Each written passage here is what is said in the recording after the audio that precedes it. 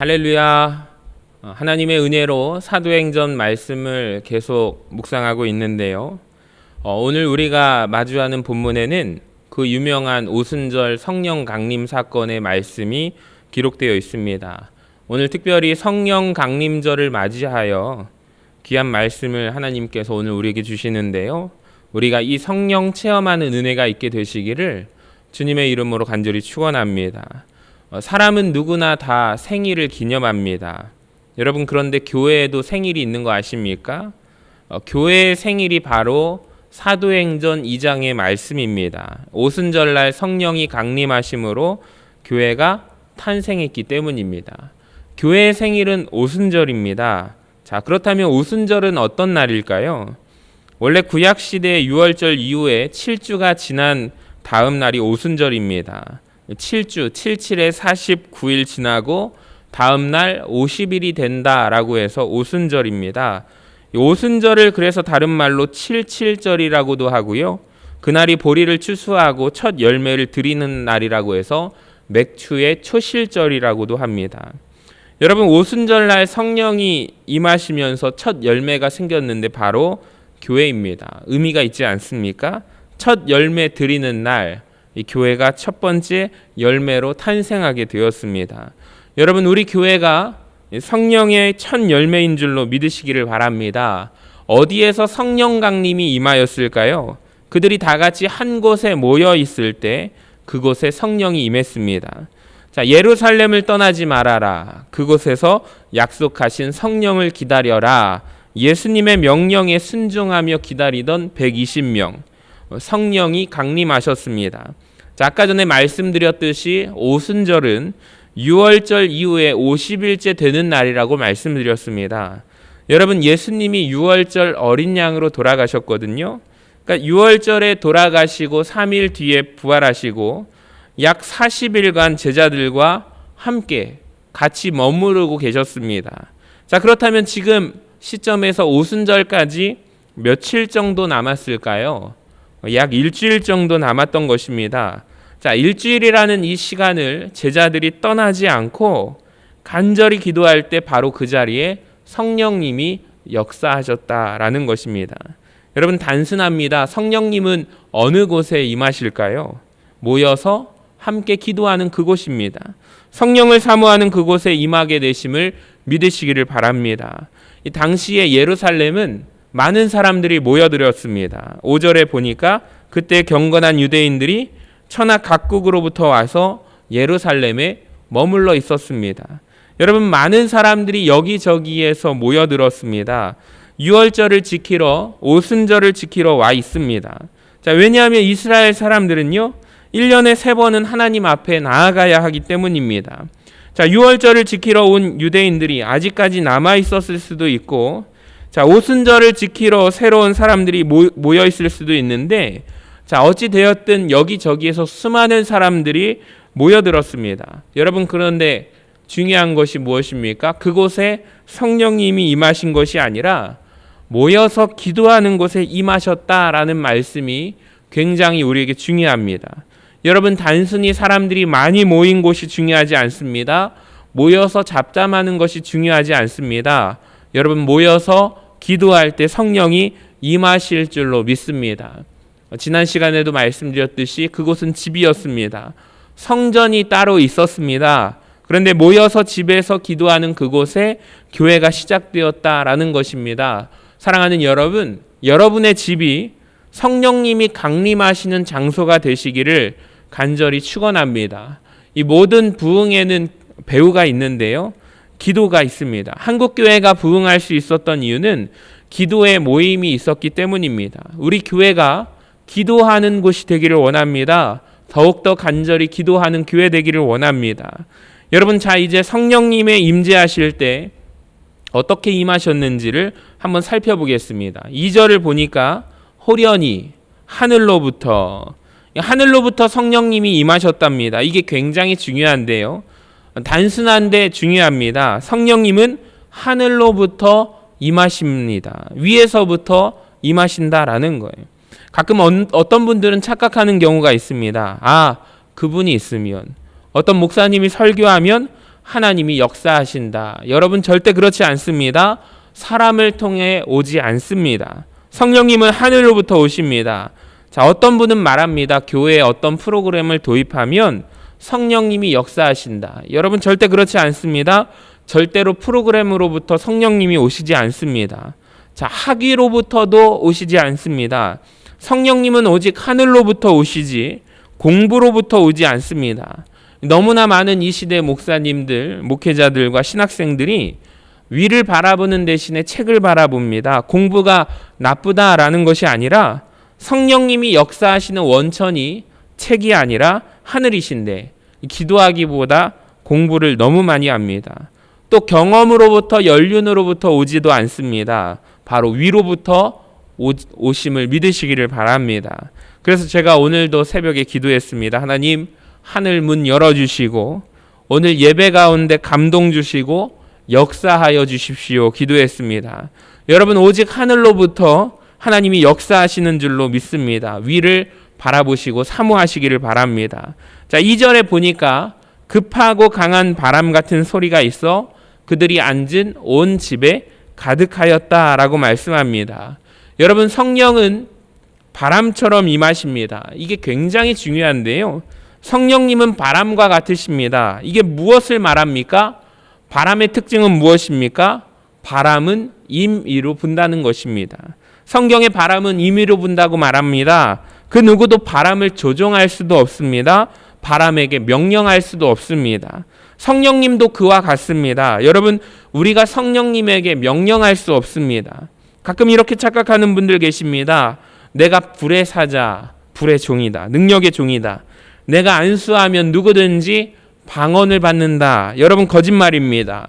성령님은 그렇게 역사하지 않으십니다. 성령님은 바람과 같이 주권적으로 역사하시는 영입니다. 성령님을 누군가가 부를 수 있지 않습니다. 내가 안수하면, 내가 무엇하면 다 거짓말입니다. 여러분 우리가 오직 요구할 수 있는 것은 성령님 불어오소서, 성령의 바람 불어오소서, 성령님 역사하여 주시옵소서. 겸손하게 우리가 요청할 수밖에 없는 것입니다. 여러분 특별한 능력을 소유하고 있다고 착각하는 사람들 없기를 바랍니다. 바람은 어떻습니까? 우리 눈에 보이지 않는 것이 바람이죠. 근데 바람은 분명히 우리가 느껴질 수가 있는데요. 여러분 바람이 우리 눈에 보이지 않지만 우리는 바람이 불고 있는 것을 느낄 수가 있습니다. 이 나뭇가지가 흔들리는 것을 보면은 아, 바람이 불고 있구나. 그것을 우리가 알 수 있습니다. 이 바람개비가 돌아가는 것을 보면은 눈에 보이지 않는 바람이 실제로 불어오고 있고 역사하고 있음을 우리는 알 수가 있습니다. 성령님도 똑같습니다. 성령님 우리 눈에 보이지 않습니다. 성령님은 전혀 우리 인간의 눈에 보이지 않습니다. 자, 그런데 성령님을 어떻게 아는가? 바람이 불어오는 것을 느끼듯이 성령에 감동된 사람들의 변화를 보고 우리는 알 수가 있습니다. 성령님이 역사하심을 알게 됩니다. 자, 눈에 보이지 않는 성령님은 눈에 보이게 되어 있습니다. 여러분 왜 그럴까요? 성령이 사람을 변화시키기 때문입니다. 성령님이 여러분을 흔드시기를 원합니다. 성령님이 여러분의 삶을 변화시키기를 원합니다. 이 바람과 같은 영에게 우리는 그분이 절대적으로 필요한데요. 자, 바람이 우리 인간에게, 우리 생명체 절대적으로 필요합니다. 만약에 바람이 1시간만 불지 않는다면 지구상의 모든 생명체가 다 죽는답니다. 바람이 있기 때문에 환기를 해주고 바람이 있어서 정화를 해주기 때문에 모든 생명이 살아간다라는 거예요. 마찬가지입니다. 교회도 마찬가지예요. 성령의 바람이 불어야 교회에 새로운 건강함이 있을 줄로 믿습니다. 사실 그 정도가 아니라 성경 원문 말씀을 보니까 자, 히브리어로 루아흐입니다. 헬라어로 푸뉴마인데 이게 생기입니다. 이 말씀이 언제 쓰여졌냐면 창세기에 하나님께서 사람을 흙으로 지으시고 그 코에 생기를 불어 넣어 주십니다. 이것이 루아흐입니다. 생기가 없다면 사람은 죽어 있지 않습니까? 여러분 생기가 떠난 그 육체, 영혼이 떠난 육체를 만져보셨습니까? 말할 수 없이 차갑습니다. 말할 수 없이 딱딱합니다. 하나님의 생기가 사라지고 나면 인간은 진짜 메마르고 딱딱합니다. 여러분 이 생기가 에스겔서 37장의 말씀에 쓰여졌는데요. 마른 뼈들이 살아난 것도 바로 생기가 들어갔기 때문입니다.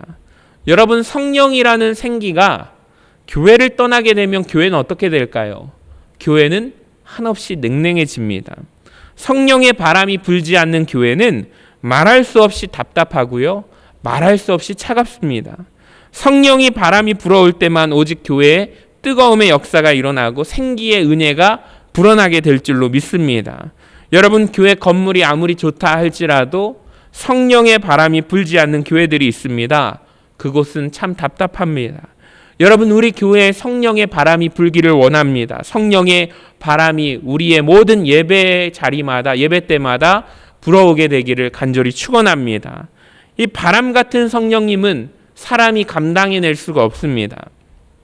가끔 뉴스를 보면은 엄청나게 거센 바람이 차들도 하늘로 날리고 집으로 날리는 모습을 우리가 바라봅니다. 여러분, 감당할 수가 없는 것입니다. 사람도 마찬가지인데요. 성령 충만한 사람들의 모습이 이와 같다라는 거예요. 사도행전 6장에 보면 성령으로 충만한 스데반을 그 모든 사람들이 능히 감당하지 못했다라고 말합니다. 여러분, 성령의 새바람이 여러분의 삶에 불어오고 새로운 역사를 경험하게 되시기를, 행하게 되시기를 주님의 이름으로 간절히 축원합니다. 자, 또 하나 3절. 마치 불의 혀처럼 갈라지는 것들이 그들에게 보였다라는 거예요. 여러분, 성령님께서 임하실 때 불같이 임하십니다. 구약 성경에서 불은 하나님의 임재를 상징합니다. 이 미디안 광야에서 양치던 모세를 보시면 불로 하나님께서 나타나십니다. 이스라엘 백성들을 인도하실 때 불기둥으로 인도하십니다. 시내산에서 주님이 불로 임재하십니다. 성령님이 이 가운데 임하실 때 여러분, 우리의 식었던 가슴, 냉랭한 가슴들이 여러분 뜨거워질 줄로 믿습니다. 성령의 사람만이 오직 뜨거워지게 된다라는 거예요. 불의 특징이 무엇인지 아십니까? 불을 피워보면 우리가 불꽃이 항상 위를 향합니다. 성령의 사람은 언제나 불처럼 하늘을 향하게 되어 있습니다. 그리고 불은 또 옆에 있는 것들을 태웁니다. 전염시킵니다. 성령 받은 사람들만이 주님을 전할 수가 있어요. 여러분, 이 자리에 있는 우리 차갑게 식어버린 신앙인들, 우리가 뜨거운 성령의 역사를 체험하기를 원합니다. 자, 세 번째 4절을 한번 볼까요? 그들이 다 성령의 충만함을 받고 성령이 말하게 하심을 따라 다른 언어들로 말하기를 시작하니라. 여러분, 그 유명한 방언의 역사가 있습니다. 자, 그래서 가장 중요한 것이 뭐냐면 이 방언의 특징이 무엇이냐보다 더 중요한 것이 성령께서 그곳에 모인 사람들의 혀를 사로잡았다라는 것이 가장 더 중요합니다. 여러분, 성령 충만한 사람들의 특징이 무엇일까요? 우리의 혀가 하나님의 통제하심에 있다라는 것을 알게 되는 것입니다. 성령 충만한 사람들은 자기의 의지대로, 나의 생각대로 말하지 않습니다. 성령 충만한 사람들은요, 성령이 말하게 하심을 따라 말하는 사람들인 줄로 믿습니다. 여러분, 이들이 성령이 말하게 하심을 따라 무슨 이야기를 했냐면 11절에 우리가 다 우리의 각 언어로 하나님의 큰 일을 말함을 듣는도다 말씀합니다.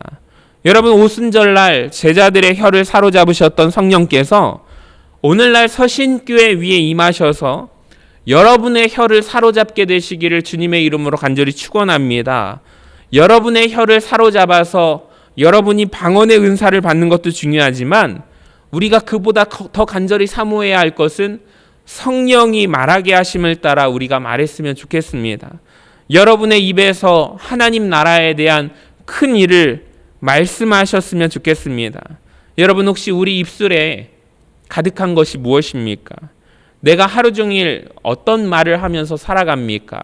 혹시 정치적인 이야기, 경제적인 이야기, 연예인 이야기? 여러분, 이 모든 것들은 다 우리가 성령 충만하지 않다는 증거입니다. 성령 충만한 사람들은 바로 그 입술에서 하나님 나라의 일을 말하게 되어 있다라는 것입니다. 다윗은 성령 충만했습니다. 시편을 보시면 온통 하나님에 대한 고백으로 다윗의 입술이 가득합니다. 사랑하는 여러분, 여러분의 입이 변하게 되는 역사가 있기를 원합니다. 4절 후반부에 보니까 말하기를 시작하니, 다른 언어로 말하기를 시작하니, 이 모습이 마치 곧 어린아이가 아장아장 걷기 시작했다라는 말과 비슷하게 들리지 않습니까? 이전에는 내가 성령이 말하게 하심을 따라 말하지 않았는데, 자, 이제부터는 성령이 말하게 하심을 따라 말하기를 시작하는 은혜가 있다라는 것입니다. 여러분, 12명의 제자들 뿐만 아니라 거기에 모인 120명 모두가 하나같이 말하는 것이 하나님 나라의 큰 일, 큰 역사를 말하기 시작했다라는 거예요. 여러분, 우리 교회 안에서 우리 교역자들만이 아니라 우리 성도 여러분 모두 전부가 하나님 나라에 관한 일을 말하면 좋겠다라고 생각합니다. 여러분, 이 말을 듣고 주변 사람들이 놀라죠. 7절에 보니까 이들이 갈릴리 사람들이 아니냐, 어떻게 이런 말을 하게 되었느냐. 이 말씀을 우리가 이렇게 적용했으면 좋겠어요. 여러분에게 성령 충만함이 임하셔서 여러분의 입술에서 이전에 말하지 않았던 하나님 나라의 일이 말해지기 시작하면서 주변 사람들이 그 얘기를 듣고 이것이 어찌 된 일이냐, 이 사람 입에서 하나님의 이야기가 나오다니, 할렐루야. 여러분, 그런 역사가 일어나기를 원합니다. 자, 또 한 가지, 이 방언이 중요한 이유는 무엇입니까? 다른 나라 사람들이 서로 통했다라는 거예요. 이게 어떤 의미가 있냐면요, 창세기 11장에 보시면 이 바벨탑 사건이 나옵니다. 이 바벨탑의 저주가 오순절에 풀렸다라는 것입니다. 창세기 11장의 바벨탑 사건 아시지 않습니까? 이 바벨탑을 쌓아가면서 하나님을 대적했던 그 사람들, 하나님이 온 지면에 흩으셨는데 서로 막혀있고 서로 소통되지 않는 사람들의 모습. 그런데 오순절에 성령이 강림하시자, 성령이 바람이 불어오게 되자 어떤 것이 해결되냐면 언어가 달라서 서로 통하지 못했던 이들이 서로 알아듣는 은혜가 일어납니다. 특별히 하나님 나라에 대한 큰 일을 말하는 것을 알아듣는 은혜가 그 자리에, 그 현장에 있었다라는 거예요. 우리 교회에 이런 일이 있기를 원합니다. 설교자와 성도들 회중 사이에 성령이 바람이 불어와야 합니다. 설교자가 강단에서 하나님의 나라에 대해서 일을 말하는데 성령의 바람이 불지 않는다면 이 말씀을 듣는 성도들은, 회중들은 무슨 말인지를 모르는 것입니다. 성령의 바람이 불어올 때 소통이 되는 것입니다. 여러분, 이 시간 성령님이 역사하시기를 원합니다. 지금까지 말씀드렸던 오순절의 성령의 역사를 이렇게 정의할 수 있습니다. 바로 들었고 보았고 말했습니다. 여러분, 맞습니까? 급하고 바람 같은 소리가 들렸고 그들이 불의 혀처럼 갈라지는 것을 보았습니다. 그리고 그들이 말하기를 시작합니다. 여러분, 이 역사가 우리 교회 위에 임하게 되기를 원합니다. 하나님의 영광을 듣는 교회, 하나님의 영광을 바라보는 교회, 하나님 나라에 대해서 말씀하는 교회 되기를 주님의 이름으로 간절히 축원합니다. 여러분, 이런 역사가 일어나게 되는데요, 12절에 보니까 사람들의 한번 반응을 보세요. 다 놀라며 당황하여 서로 이르되 이 어찌된 일이냐 하며, 또 어떤 이들은 조롱하여 이르되 그들이 새술에 취하였도다. 여러분, 하나님의 일하심에 대한 사람들의 반응은 어떻습니까? 거부하고 조롱해요. 술 취했다, 새술에 취하였다. 한마디로 말한다면 제정신들이 아니구나라는 것입니다. 근데 가만히 이 말씀을 보면서 이들이 한 말이 꼭 틀리지는 않다라는 생각이 들었습니다. 진짜로 성령 충만과 술 취함이 현상적으로 매우 비슷한 거 아십니까? 자, 그래서 에베소서 5장 18절에 보면 술 취하지 말라, 이는 방탕한 것이니 오직 성령의 충만함을 받으라라고 말합니다. 그러면서 술 취함과 성령 충만을 동일 선상에 둡니다. 여러분, 술 취한 사람 보시면 어떻습니까? 중추신경이 자극되지 않습니까? 자기 뜻대로 걸어가지 못하고 살아가지 못하죠. 성령 충만해도 성령이 그 사람을 장악하게 됩니다.